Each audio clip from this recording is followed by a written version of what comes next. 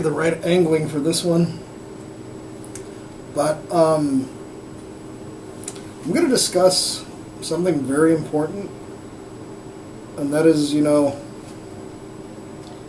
another video about relationships and how to keep them, and how difficult it is when you have a debilitating disability like Aspergers or borderline personality or bipolar, how hard it is to keep a relationship and to maintain when you have abandonment issues. And when you're in a constant state of panic, like I am, you constantly worry, is your partner going to leave you? Is your partner going to leave me? You wake up every day, you wait for that text every morning for them to check on you, and when they don't check on you, you worry and you wonder, are they going to leave me? Who are they with? And if you're a paranoid person like I am, and you've gone through the shit that I've gone through with family and everything, partners' families who just never accepted me or accepted you, then you're always going to be on edge, and you're going to constantly worry, what does that person think about me?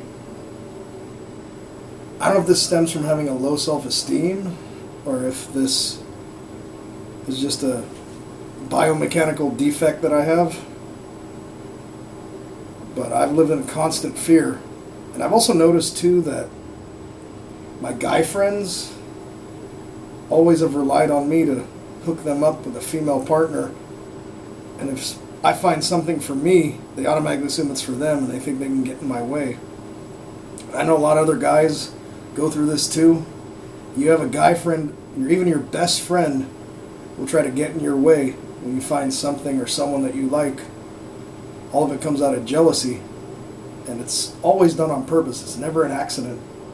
Guys will always get in the way because they think with their dicks, not their heads. I mean, I've had my best guy friends get in my way for many different women that I've liked, that I wanted to be with, that I considered possible girlfriends or partners, lifetime partners, and it all got fucked up by my guy friends because they would stand there and they would try to get in the way because, men are weak. When it comes to sex, they have to have it, just like I have to have it. But I'm the king of my jungle. This is my jungle, my backyard. No man or creature or even female will get in the way of getting in my way of me getting a piece of action. What's mine is mine. End of story. I don't care if you think that makes me entitled or not. I'll be goddamned if one of my friends thinks they can just stand in my way and talk to whoever I talk to. Whatever female I choose to speak to is my choice. It's not for every Tom, Dick, and Harry to get in my way. It becomes a competition, and it's always like that. When I'm put in that situation and that scenario, I tend to become violent and go into survival mode. And that's when I end up wanting to beat the shit out of my guy friends, or even worse. And I know there's others who've gone through this, even females too. They got their own female friends that they trust, their little cliques, to not get in their way. And there's always that one piece of shit that you've trusted that's going to get in your way and that's going to fuck you over. No matter how hard you've begged them to not do it, and you've pleaded and you've asked that they don't do it, they still do it anyways. They stab you right in the back, in the heart and the balls and the vagina, whatever you want to call it. There's always that one piece of shit that always does that. And always it's either your best friend or it's your favorite sibling, your big brother or your little brother or your little sister or your big sister. They always fuck you over. I mean, it's bad enough I'm struggling with a sex addiction as is. I haven't had sex in like 3 months, but it's driving me crazy. I was this close to going to the massage parlor the other day, but I stopped myself. And I realized it'd be a waste of money. I'd rather spend my money on other things that are materialistic, that'll give me joy, such as this camera. I just got a couple pet rats that I got on Craigslist for $40. And I'm happy with them. They're my pets. I have a responsibility and a liability to feed them and take care of them. I waste my money on prostitutes and whores. And I spent many years of my life going to massage parlors. And the addiction, every time, that minute when you're about to come, as I've said previously, is the most addicting moment. That feeling that you get, that split second when the blood and the cum is shooting out of you, that split second is the part that everyone is addicted to. That part where you're just about to get off. That feeling is like no other. It's a feeling that cannot be replicated. You can repeat it over and over again, but you can't replicate that first time you came. That feeling of release, it feels so good. The only time I've been able to even come close is to when I find myself not masturbating for a few days, and then it builds up. And that feeling is like no other. I love feeling that way. I just wish I could find a partner who would allow me to release myself into them that way. And so far I've had no luck with that. All I attract is crazy bitches, tweakers, homeless girls. Can't attract girls with jobs. I mean, even special needs girls I have no interest in. My partner, Lilia, from 8 years ago, she was special needs, but she was also a sex addict. That's why we got along, because we both had a very high sex drive, and I thought that I was going to marry her until her bitch cunt of a mother got in the way. I read our text messages and violated my privacy. I hated her for it. To this day, I hate her for it. I can't get over it, and her sister just died, and I'm saddened about that, because I was the only one in the family that I liked was her sister. Everybody else I hated in that family. This is the way I've always been wired. Family doesn't come first. My pleasure, my relationship, my needs come first before anything else. And that's how it should be for every one of you. All you individuals out there, you need to do what's best for you. Not what's best for your family, not what's best for your sibling or anybody else, but what's best for you. And make sure your partner understands that you discuss in great detail every little thing that you want to do. Regardless. If they're not on the same page, that relationship is doomed for failure. It is not going to last. And you're going to be in for a world of hurt. And I don't want to see that happen to you guys. I mean, don't make the same mistakes I made. Make sure everything is set in stone what you want out of this life. Having a condition like Aspergers is going to be a communication barrier for you. I mean, there's really no way that two people with Aspergers will really get along. It's going to be a power struggle. It's going to be a power trip because both of you have high energy.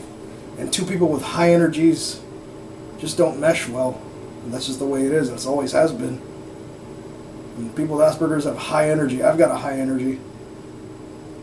I need someone who has a high sexual energy like me.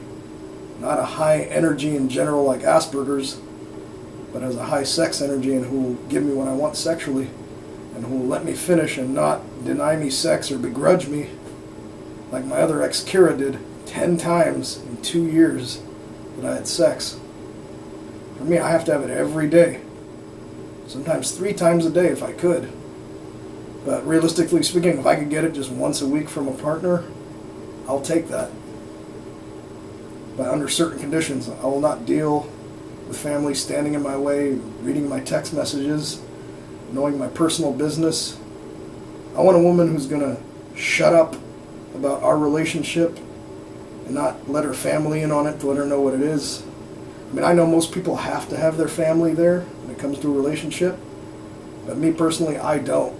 I don't want that under any circumstance. Even if I have children with a woman, I don't want their family trying to get in the way to try to take my kid away, telling me I can't see my kid. Because if that happens, I would kill somebody. Even if it means I spend life in prison, I would. That's the honest to God truth.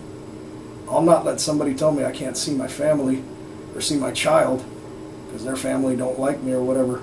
Fuck their family. I know a lot of people have gone through divorce that have been in the same boat I've been in, who have ready to commit murder over losing their kids. And I would if I lost. I don't have kids, but if I had kids and I lost them, I definitely would murder the family, no question about it. No qualms. Probably even murder my partner too, if they did that shit to me. I'm not suggesting that you do that, but I sure as I would hope that you would stand up and have enough sense to put a stop to it and not let your partner run your life that way.